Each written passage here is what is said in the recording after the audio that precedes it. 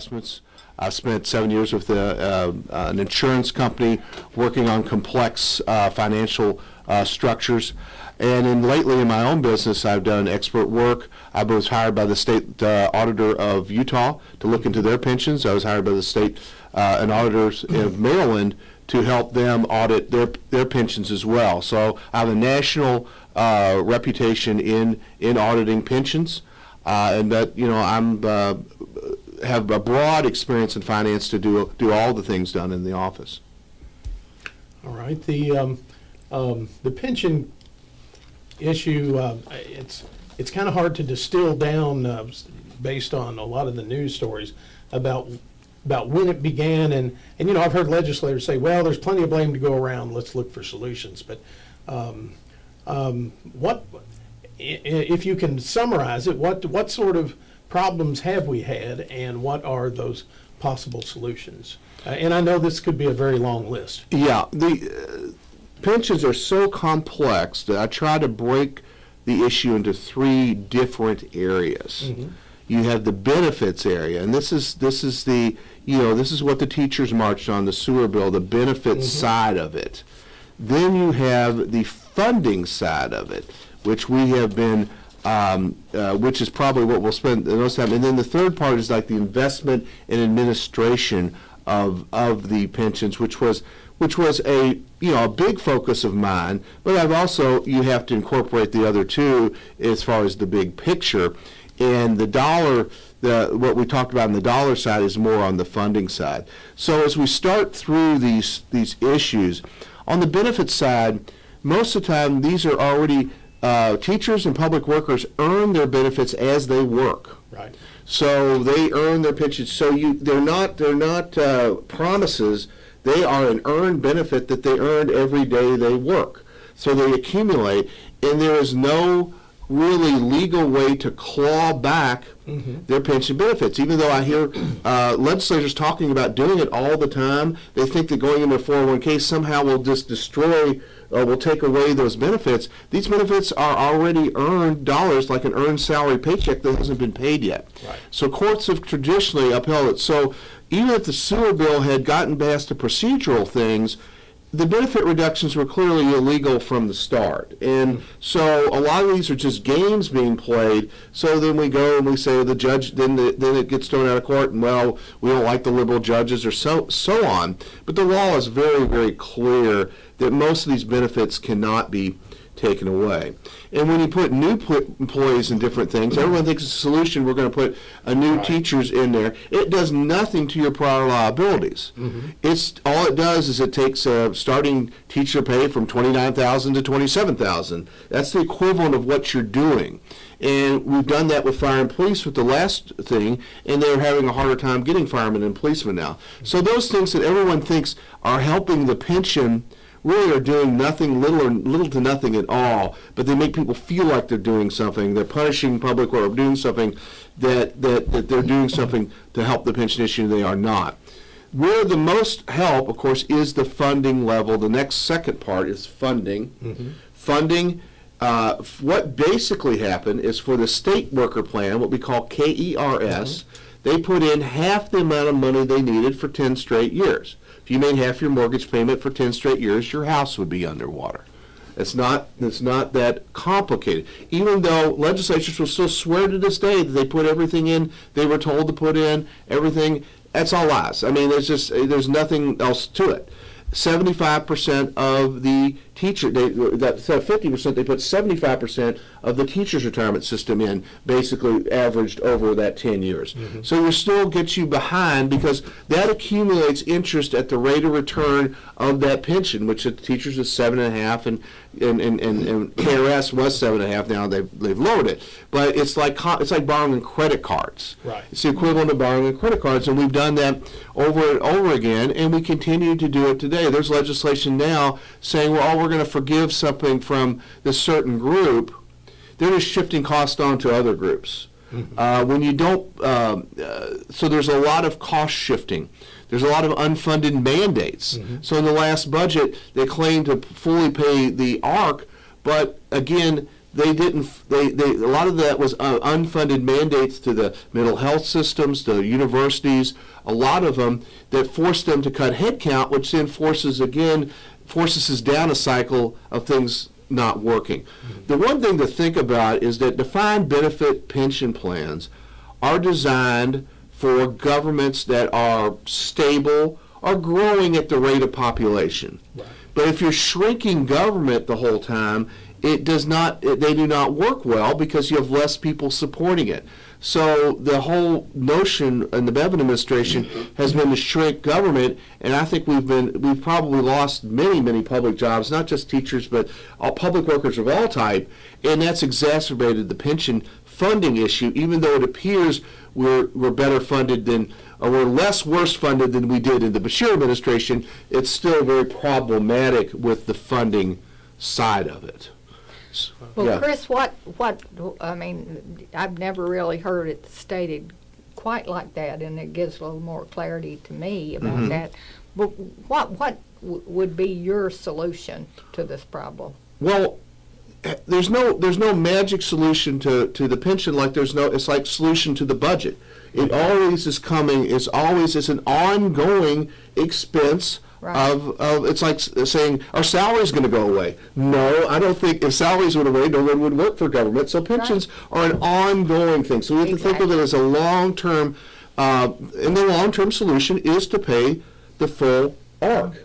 But it's also not to create unfunded mandates so that the county health departments are going bankrupt because they're told they have to come up with this additional ARC payment, but they have no funding for it, so they have to cut staff, and then it creates that whole vicious cycle and circle over again. Yeah. So you have to fully fund the positions, the entities, so that we don't have headcount reduction, plus you have to pay the full ARC. If you pay the full ARC, and we don't continuously shrink government, we keep government stable, it will fix itself over the 20, 30 years.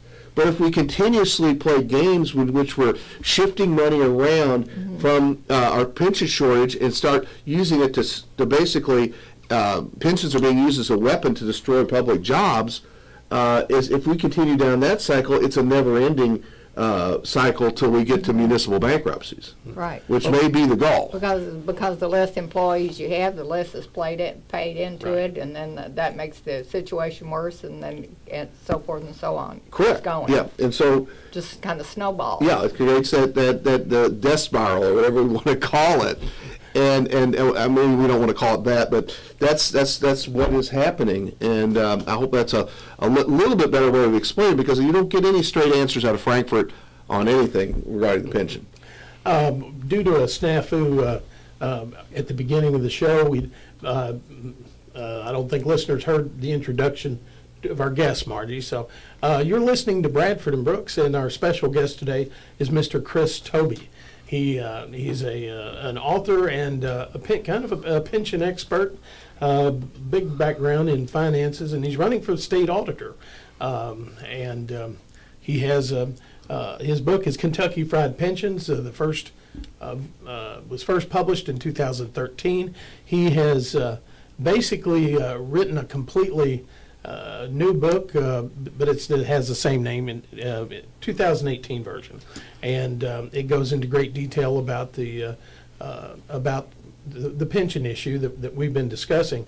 And Chris, the people who may have heard of or read your first book, tell us the differences between your first one and the update here. Well, the first book was primarily about the investment issues, and that's the third rail that we talked about here. So I'm not going to because we talked about benefits being a separate thing. That we think of that as the sewer bill, all the controversy teachers. Then we have funding, which is probably the big, and then they have the investments. Okay. So the first book really concentrated on the investment issues at KRS, not those teachers as well. Right. And so these were kind of my 4 years as a trustee.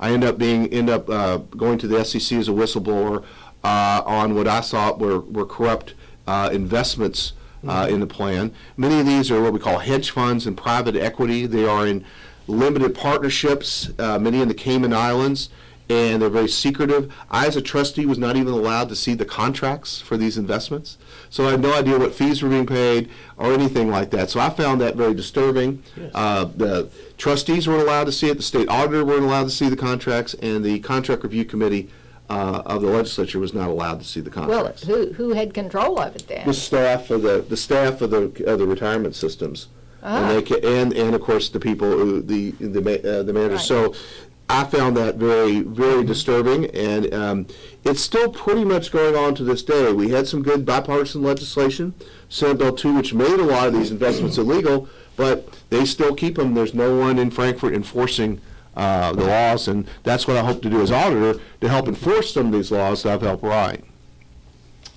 All right, we need to take a quick commercial break. We'll be back with our special guest, Chris Tobe, the candidate for state auditor, after these messages. Stay tuned.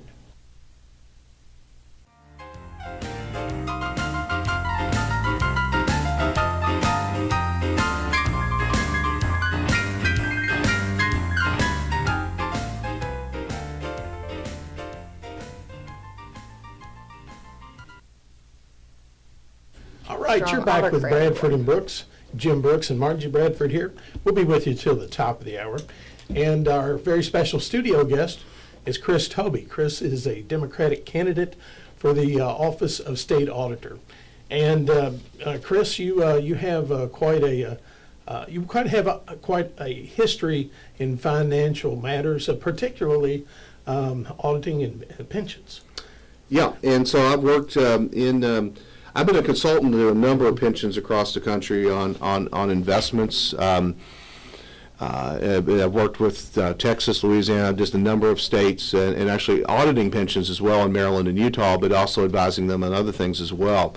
But one of the things I've been working is with county, since the first book in 2013, with officials in city and county governments on how to get the relief from their pension relief with CERS. CERS is the County Employee Retirement System, and CERS is made up of cities, counties, school districts, but non-teachers in the school Non-teachers, districts, yeah. water districts, and so on. And CERS is not a liability of the state, it is a liability of the cities and counties themselves. So they carry a proportion of their pension liability on each of their books, City of Bardstown, Wood, Nelson County, Sure. and so on. But the way that things work in Frankfurt, the KRS controls CERS. And CERS has more of the assets. KERS, the other, is one that is the worst funded single plan in the United States. And for years, I think KERS has That's helped the state worker. the state workers, has helped. They have drained CERS to support the KERS plan. For example, while I was on the board, there was a settlement with the Louisville firefighters for $10 million, which should have all gone into CERS. But instead, they diverted $4 million into KERS and $1 million into the state police plan. And I said, "What can you do? Can we get a legal opinion on it?" "Oh no, we can't afford a legal opinion." Can our auditor sign off on it?" "Oh, our auditor will sign off on it." So. And that's the type of issues I dealt with as a KRS board member that made me think that CERS really needs to be separate governance, because it's being used and abused by the state plans to help support it, and the cities and counties are paying for it. And so also in these investments, these CERS should be a separate pool of money from KERS, Right. but they are commingling some of these hedge funds and private partnerships in the Cayman Islands. They've commingled CERS and KRS investments together, which is one of the reasons they don't want this separation, because it will uncover a lot of the investment corruption that's been going on for years. So there is a violent fight the government against the separation of pulling CERS out. Now, most cities and counties across the state have all supported free CERS. Sure. But the governor, the powers to be in Frankfurt do not want that separate, because it would expose a lot of the underlying corruption. It would not allow the governor to play the games that we've seen lately with this increase. The governor, I think, in an arbitrary, illegal, unethical way, has forced these payments up on cities, counties, and school districts. He took an assumption from 7.5 to 6.25 in 1 year. Now, if you believe that the rate should be 6.25 to 7.5, there is a prudent prudent way to do that as a fiduciary. That is to take it down a quarter of a point each budget cycle. Right. So that should be done over a 10-year period. Doing it in 1-year period has one intent, as to destabilize the finances of cities, counties, and school districts. So him having the control of CERS when it's actually not the state's money, Right. it's city and county money, and it's being used to manipulate and weaken city, county, and state governments for, I think, ideological reasons. Well, what is the practical ending of this? The practical ending is to force cities, counties, and school districts into a municipal, I think, Chapter 10 bankruptcy. Because that's the only way to take a $30,000 pension down to a $20,000 pension, or $27,000, whatever it would be a municipal bankruptcy like we saw in Detroit. States cannot declare bankruptcy because of our Constitution, but cities, counties, and school districts can. And a lot of people, including myself, believe that they wanted that the Governor Bevin wants to take them down to bankrupt cities, counties, and school districts. And the school districts, of course, bring up charter schools and other things as they're being restructured, is what they would say, financially. Well, I mean, the governor's already stated, I mean, in the paper this morning, that it sort of, that he didn't think public schools were good and he didn't mind cutting off money to them. And cutting off money to them is a way is to force this insolvency faster. So everything he's doing, and of course, I'll look at all the cash flows that happen, and a lot of people look more at the surface issues, but I always look at what's going on underneath.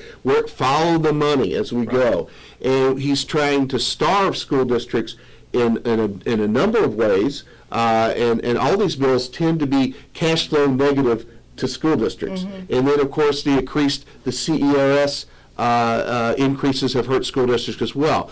Now, the current bill that's going on today, House Bill 525, is where he wants to take control of the Teacher Retirement System Board. That not only gives him control of the investments, but it also gives them control of manipulating the assumption rates like they did at CERS with the teachers. And in that effort, that would have, that's why the teachers, many of them were in Frankfurt to speak against that. Yeah. That legislation, because it would reduce the power or the, and correct me if I'm wrong, the appointments that the KEA would have. Is that correct? Correct, but what I'm saying is that the governor has a bad intent for his takeover. Right. So he wants to, because once he shifts the teacher pension liability off the state's books onto individual school districts, and this is something that Governor Rauner tried to do in Illinois and was rebuffed, who was a friend of Governor Bevin's. And so I think that is the plan, because at that point he can do the same thing to school districts as he did to CERS by manipulating the assumptions, making them pay a lot more, and then they'll have to pay it right out of their budgets and force them into insolvency. So I think this is very serious, and the teachers were correct. And the governor pretended like, oh, I don't know why teachers are here to protest House Bill 525. I'm just putting my smarter people in charge of their pension. But no, I don't buy that, and the teachers didn't buy it either, and that's why they're protesting. Okay, well, you've enlightened me on that, because I wondered if it's just about who gets appointed, what the main issue there is, but it really is control of the teacher retirement system. Yeah, it's control of the investments, which can help in a campaign, because these people happen to be good donors, these Wall Street people. You control the investments, and then it's control of that discount rate and on the ARC. So those two things are the worth millions or billions. The control that this would transfer from currently a more of an educator-led to the governor, being a large power grab for him. And this is not a new thing. I mean, you noticed this back when you were a trustee. I know we mentioned in an earlier conversation. You want to talk about that? Yeah, we noticed some of the what I call the CERS issues, because I was a trustee on the KRS board, which is KERS and CRS. So I was much more focused on it than the teacher board at the time. But I did see the shifting in money. We talked about before that when they took the firefighter pension and gave some of it to the KERS, so that CERS was being run down at the advantage of KERS. And we're continue to see that. And again, they've been able to do the same thing in CERS because he controls both the investments and he controls the assumed rate. He's able to do these Right. manipulations and almost control. It's an incredible amount of power it gives the governor to almost control city, county, and school district budgets himself. Okay. Well, in theory, I guess, if you change that assumed rate a large enough percentage, you could probably force districts, school districts, or municipalities into bankruptcy if Yeah. they don't have the money to do that. Correct. I testified in front of the Metro Council in Louisville last week to this effect and told him there's nothing that prevents the governor from going 6.25 down to 5. He didn't have any really good documentation, I don't think, the first time, and he could immediately do it again, take the assumptions down another step. So that's why I think you need to take a stand. And my thing was that don't pay the increase and let them sue you in court. That we may need to go to court on these pension issues and a lot of But money. you're speaking of local governments. Yeah. I'm saying specifically the city of Louisville, but I would Yeah. talk any local government could basically say, I'm going to pay my normal amount. I'm not going to pay the increase, and let CERS sue us, sue back for the difference. And people go, well, then the state will go in and seize your assets. And I said, well, wait a minute. CERS really isn't the state. It's really us. It's the cities and counties themselves. Right. Well, if they put a lien on your courthouse, so what? I mean, we still need to kind of control this, and that's the reason why you need local control of CERS. It needs to be controlled by the people who have the obligation, who have the liability, who have all the risk. Mm-hmm. But right now, they're not. All they have to do, all they're required to do is pay what it's manipulated for them to pay. They have no control over anything. Right. I remember last year, local governments were asked to support a resolution to pull CERS out from under control of KRS, I Yep. believe. And I believe that that there was a lot of support to do that. Universal support. It's incredible when you have, I think there's not a single, 120 counties, 200 cities, all who have pressed for free CRS. Mm-hmm. What does it tell you, the power on the other side that can prevent that from happening? And again, I go back to my Wall Street, $400 million a year in fees being paid out in secret no-bid contracts. These guys in Wall Street have a lot to lose with free CERS. And they're the ones who, since Citizens United, there's no way to really trace all the money they give. Right. But they are the ones who have to lose. They are the ones who are pulling a lot of strings in Frankfurt. Blackstone, the largest provider, had at one time almost 20 Frankfurt lobbyists, executive branch lobbyists in Frankfurt. And no one hardly even knows the name Blackstone, but they're the most Right. maybe the most powerful people in Frankfurt, and no one even knows who they are.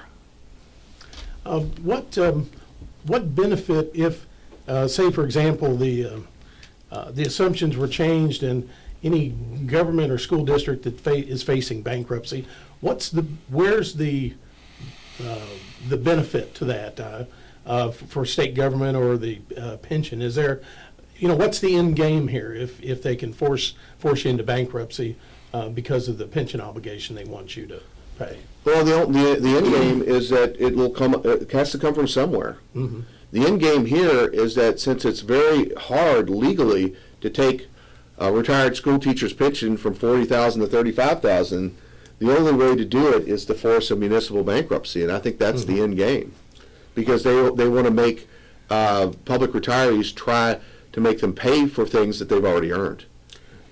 But what benefit will that be to those who are pushing this if, say, the city of Bardstown or the county were forced into bankruptcy? Where's the upside there? Are they wanting to say, well, we're only going to pay a percentage of your retirees' pensions? What's the Well, the upside is smaller government Right. in general. I mean, it's just a Right. smaller shrinkage of government, and that's the upside of people who want, the Grover Norquist who wants to drown all governments in the bathtub. This comes out of that line of thinking, and this is a way to shrink government. wow? So shrink services to the people. Correct. I mean, it's a shrinkage of the whole public government from top to bottom, from every service, from water, is to shrink it down, or Or, I mean, some people even say destroy it, but shrink it or make it go away. Yeah, well, what does that do to infrastructure? What does that do to governance? What does that do to the general good for the people? I mean, Well, that's that. I mean, who does this benefit? Only the wealthiest? again, People who control the money, so that's who it benefits, and everybody else is. I mean, that's my belief. I mean, you can, there's different versions of that, but that there's a whole a movement, conservative Koch brothers, who want to shrink and destroy government, and it benefits some wealthy people and some people. Again, there's a legitimate ideological thing that governments can get over bloated and wasteful.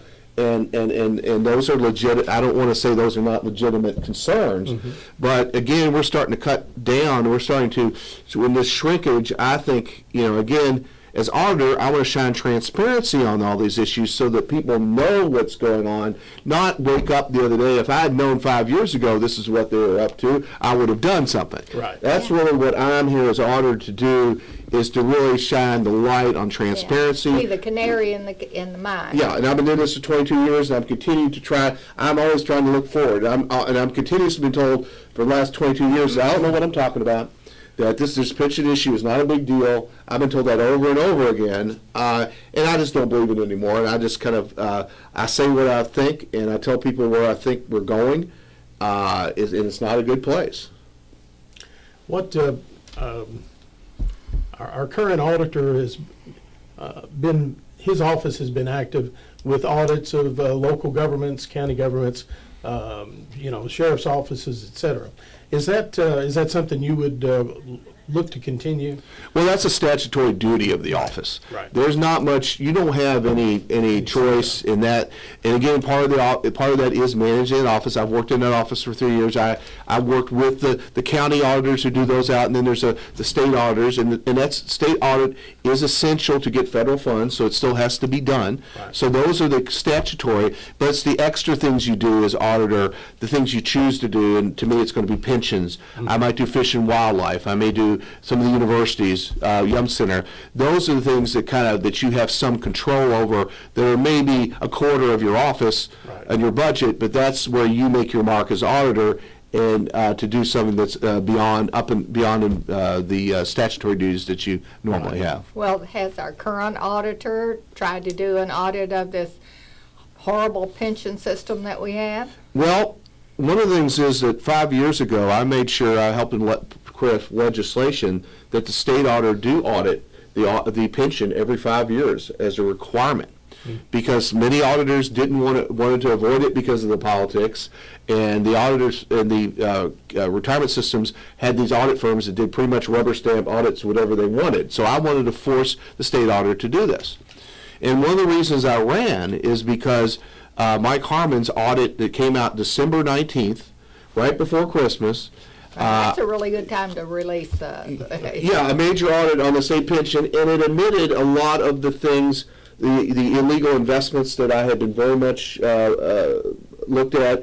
They forgot to mention that in the audit. He did say later he would do that in a special audit later, but he didn't even put it in a footnote there that there was that type of issue. He said in the press release he would do something later on the illegal investments, but he completely ignored it.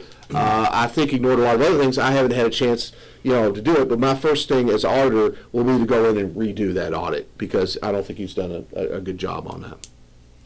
All right, and so you say that the illegal investments are still in place in the benefiting the pension system. They are, and when these are illegal, I am a designation called a CFA, Chartered Financial Analyst, where it's kind of like a CPA for investment people. So the CFA has certain ethical standards, and one's called the Asset Manager Code of Conduct, which means these money managers need to swear that they are going to be transparent in their fees, transparent in their performance, transparent in their books.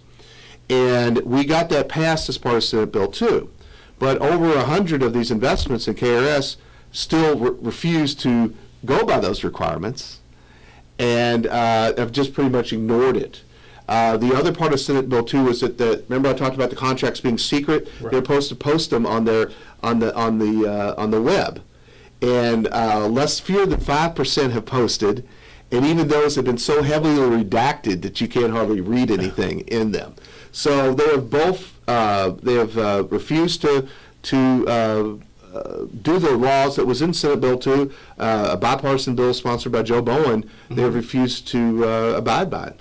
Well, what state offices would be the enforcer to, if this was going to be enforced as it should be? It'd be the state auditor and the state attorney general. Okay. Yeah. Yeah, both, and neither have the Political. will to go into this right now. All right. I'm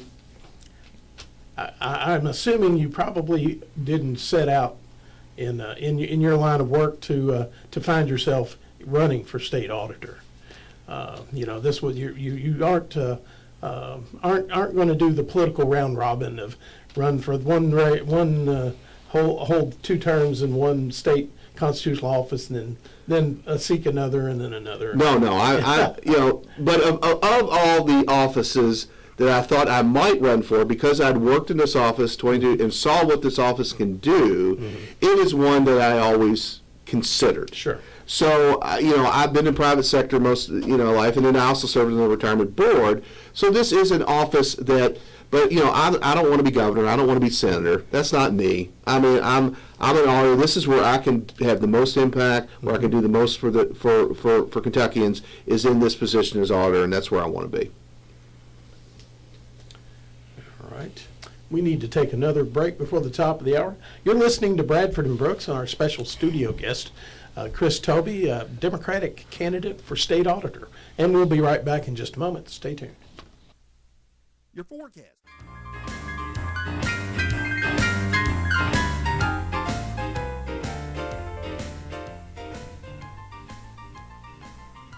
All right, you're back with Bradford and Brooks. Jim Brooks here with my co-host Margie Bradford, and we'll be with you till the top of the hour.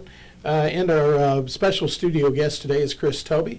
Chris is a Democratic candidate for state auditor, and he's also an author of a book, Kentucky Fried Pensions, which I think when it was published in 2013 caught the attention of legislators, but he's written an update last year, and he is. I've learned a lot in our discussion, Chris, about the pension issue, and Margie and I, we were talking during the break about because I was ready to write an editorial about the teachers going to Frankfurt last week regarding was it House? Yeah, 525. 525. And because reading the news reports, I didn't see why that was such a big issue. But Chris has explained that that's a huge issue, and you can tell our listeners a little bit about it. Again, there's a reason why I came to Frankfurt to support the teachers last Thursday, and to talk to them and tell them that this House Bill 525, in a lot of ways, is more important than the sewer bill. The sewer bill probably would have been thrown out in court anyhow. It wasn't illegal. This House Bill 525 is a complete power play by the governor taking control of the teachers' retirement system. And I think for 2 goals. The one goal is to get control of all the investments, which can mean millions to his campaign. Neil Ramsey, who's run it in KRS, he wants to do the same thing with the teachers' investments he's done at KRS, continue to put them in illegal investments, and I think fundraise off of it. And then the secondary thing was his ability to manipulate the assumed rates like he did with CRS, which has caused all the problems with CRS. He wants to do the same things with teachers' retirement systems eventually. But again, that takes a second step to this plot, is to actually push the teacher pension liability off the state's books on the individual school districts, and then he can do the same things with CRS because he has both control of the teachers retirement system board and he gets the liabilities pushed over. He can do the same thing as that he's doing to cities, counties, and school districts with CRS now. So this is a big, big move for the underlying finances of schools for the next the decades. So 525 is a very important bill to protest on, even though since it's so financial and complicated, it's harder to explain why it's so important. Right. Well, you've done a good job of explaining, and I think Margie and I both have a new perspective on Absolutely. on its Absolutely. importance. Because, like I said during the break, I was considering just writing an opinion piece that would include, criticism of the districts that closed and why teachers left classrooms to go to Frankfurt. Like I said, I didn't understand the importance of that, and this obviously sounds much more crucial that it's opposed than even the sewer bill last time, Yes. last session. But what it all seems to boil down to is power and money. Correct. Power to the governor to do what he wants to make the money that he wants to make. Correct, and to shrink government in general. And so that's the general underlying ideology, is to actually destroy public jobs and shrink government while he continues to enrich himself and his friends. When we talk about these illegal investments, exactly who do they benefit? How do they benefit? They mostly benefit the people who manage them, the Wall Street firms that manage them. And I think it's over $400 million a year that we're paying out in fees from Frankfurt to these Wall Street managers. Now, I think some of these managers are so grateful that they find ways to, since Citizens United, to enrich people who have helped make them rich. So that's the way I think it's done. Okay. The CERS obligation, I'm assuming that's been causing the issues, the news out of Jefferson County. Correct. Is that the pension obligation that the Louisville Metro government is facing. And I've seen the news and both sides of that conversation, and there's some implication that the mayor is overplaying his hand and exaggerating that obligation. What's your assessment of that? Because it sounds very serious that the pension obligation they have. Well, I want and I've testified in front of the Metro Council last week, I want them to challenge the CERS increase in court, and the mayor has been reluctant to do so. I don't really want to, it's not my place to get into the other fighting over services and taxes, but that's my position, that I think we should take a stronger stand with that, and that would relieve some of the pressure on this situation that we have now. Okay. All righty. Well, Chris, you're going to be on the ballot in the May primary. Let's see, how many candidates are running in the Democratic? There'll be 4 of us. 4. Okay. Okay. All right. Well, I would dare say you, of course, I haven't met the other 3 candidates. You probably have the most experience as auditor and dealing with pensions than your other fellow candidates. Oh, yes, that's correct. All right. Well, we'll be going to the polls. Well, I won't be voting for Democratic auditor, but since I'm a Republican. But we're about to wrap up here. What would be your final message for voters who will be just making their decision in May? Again, I'm the auditor candidate with experience, 30 years experience, master's degree in finance and auditing. I've worked in the state auditor's office for 3 years. I've got a record of fighting corruption scandal in the pensions. All righty. Well, we wish you the best of luck in the May primary. And Margie, what date is that May primary? Do you remember? 21st. May 21st. May 21st. Yes. All right. Well, Margie and I will be continuing our series of interviews with candidates in the May primary, and we'll be back next Wednesday. Let's see, I don't have my calendar. I don't have my calendar in front of me. Okay. Well, we'll announce it on Facebook and the radio station on who our next guest will be. Chris Tobe, thank you again for coming in. Thank you for having me. All right, and best of luck. You've been listening to Bradford and Brooks, and we will be back next Wednesday from 11 to noon. Have a great week, and thanks for listening.